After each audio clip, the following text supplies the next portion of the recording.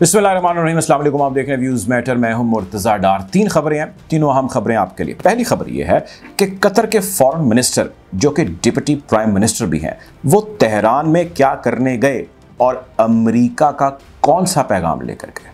दूसरी अच्छी इस चीज़ पर हम बात करेंगे कि आयतुल्लाह इब्राहिम रईसी ने सऊदी अरब के हवाले से एक बयान दिया है।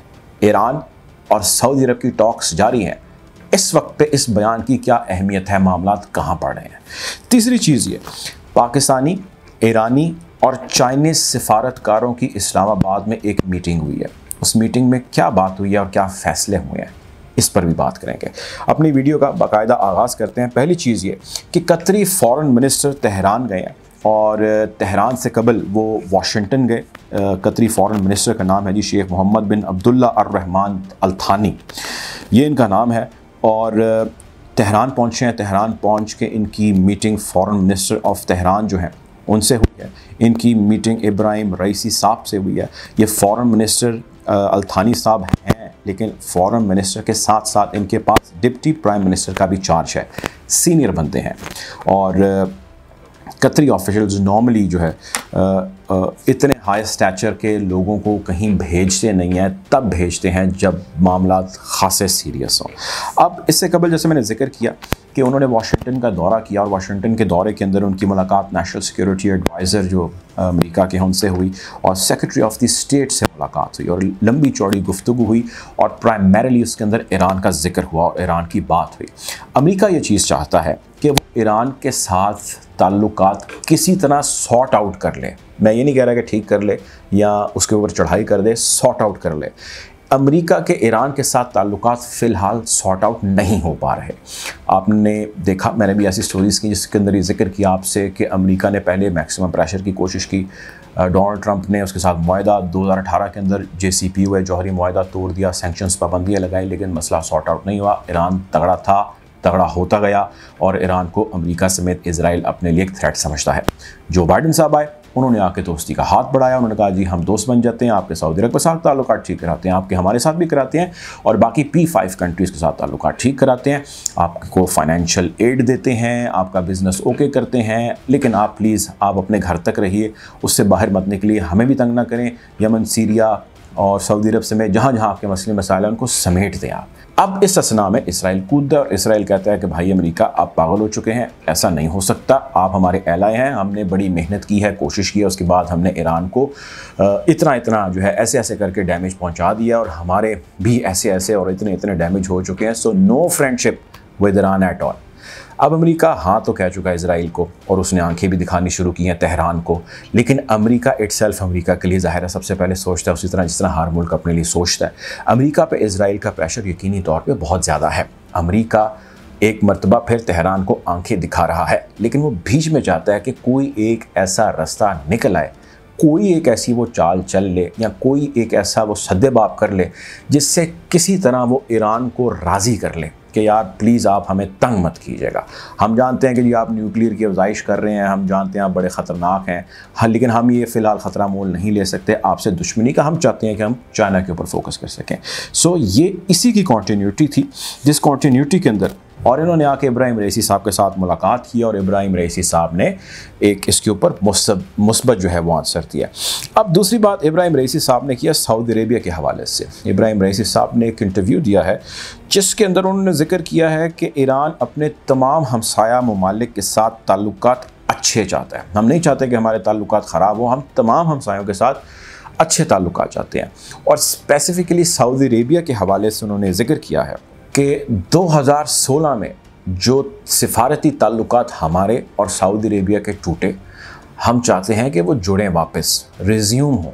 2016 में ताल्लुकात टूटने की बड़ी जो वजह थी वो सऊदी एग्रेशन था या रिएक्शन था towards Iranians and Shias present in Saudi Arabia, जिसमें आयतुल्लाह शेख निमर को शहीद किए जाना समेत बाकी शिया क्लैरिक्स की वहाँ पे शहादत थी, उनके सर कलम किए जाने था अगेंस्ट दी अपराइजिंग से मुराद ये कि अगेंस्ट द प्रोटेस्ट या रिएक्शन जो एक अरब स्प्रिंग के तौर पे मुख्तलिफ अरब ममालिक में चल पड़ा था, जिसमें सऊदी अरेबिया में भी खैर इसका आगाज़ हुआ। इस पर हमारी डिटेल एक वीडियो है, अगर आप इस लिंक पे क्लिक करेंगे तो आप इसकी तफसील में जा सकेंगे, आप समझ सकेंगे सारा मामला था क्या। मैं उसकी डिटेल में नहीं जाना चाहता। बहरहाल 2016 से ताल्लुकात जो है वो टूट गए। सऊदी अरब ये चाहता है कि ताल्लुकात बहाल हो जाएँ।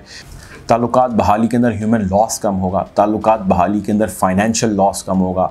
सीरिया में, खुसूसन यमन में जहाँ जहाँ पर भी फैक्शंस हैं और जहाँ जहाँ पर भी फ्रिक्शन है वो यकीनी तौर पे कम होगी। उसके कम हो जाने से उन चीज़ों पे फोकस किया जा सकेगा जिससे एरिया में डेवलपमेंट और ग्रोथ होगी। अब इस असना में जो प्रॉब्लम आया वो मैंने जैसे इससे पहले जिक्र किया, इज़राइल की इंटरवेंशन आई, जिसमें इज़राइल ने इस चीज़ की अहमियत पर जोर दिया कि ताल्लुकात ईरान के साथ बेहतर ना किए जाएं, और जहाँ जहाँ पर कोशिश की जा रही है कि जी ईरान के फ़लाने मुल्क के साथ ताल्लुकात बेहतर किए जा रहे हैं, उसको भी ना होने दिया जाए। अब 5 अगस्त ग़ालिबन तारीख़ है जब इब्राहिम रईसी साहब जो नए इलेक्ट प्रेसिडेंट हैं ईरान के, उन्होंने हल्फ उठाना है। अब इस हल्फ बर्दारी की तकरीब के अंदर जब भी कोई प्रीमियर उठाता है तो दुनिया भर से मदऊ किया जाता है उस मुल्क के रिप्रेजेंटेटिव्स को, और ख़याल ये किया जा रहा है कि इस हल्फ बर्दारी की तकरीब के अंदर सऊदी रिप्रेजेंटेटिव हाई लेवल के या हाई ऑफिशियल आएंगे, और इसके आ जाने का मकसद ये है कि दोनों ममालिक सिफारती ताल्लुकात को बेहतर करना चाहते हैं। अब ये सारा बयान, ये स्टेटमेंट, ये इंटरव्यू जो इब्राहिम रईसी साहब का आया है, ये ऐसी सिचुएशन, ये ऐसे वक्त में आया है जिस वक्त में टॉक्स जारी हैं, गुफ्त शनीद जारी है सऊदी अरेबिया की और ईरान की, और वो टॉक्स हो रही हैं इराक़ के अंदर। और इन टॉक्स का मकसद ये है कि दोनों ममालिक अपने माजी को भुलाएं और एक साथ जोड़ के आगे बढ़ें। बहरहाल डेवलपमेंट काफ़ी हो रही है इस खत्ते के अंदर। अब हमने देखना ये है कि आने वाले दिनों में मज़ीद क्या डेवलपमेंट्स होती हैं, और उन डेवलपमेंट्स के पीछे जो मेजर रोल या करैक्टर या एक्टर है वो यकीनी तौर पे वेस्टर्न पावर्स हैं।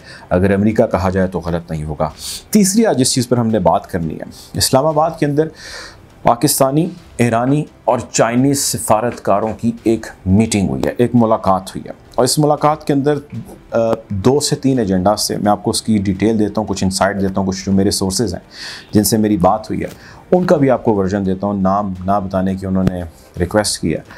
अच्छा, अब ये जो मुलाकात हुई है, जब भी मुख्तलिफ ममालिक के सफारतकार मिलते हैं तो वो अपनी मर्ज़ी या अपनी शौक़ की बिना पर या अपने इनिशिएटिव के तौर पर नहीं मिलते। जब भी सफारतकार मिलते हैं वो मिलते हैं as a nation, as a representative of the nation, और उसके पीछे जो हाथ होता है या उसके पीछे जो एक पुशअप होता है, जो बैक किया जाता है, वो पॉलिसी या प्लानर्स को या गवर्नमेंट्स की जानिब से किया जाता है, यानी कि इजाज़त लेके मुलाकात की जाती है।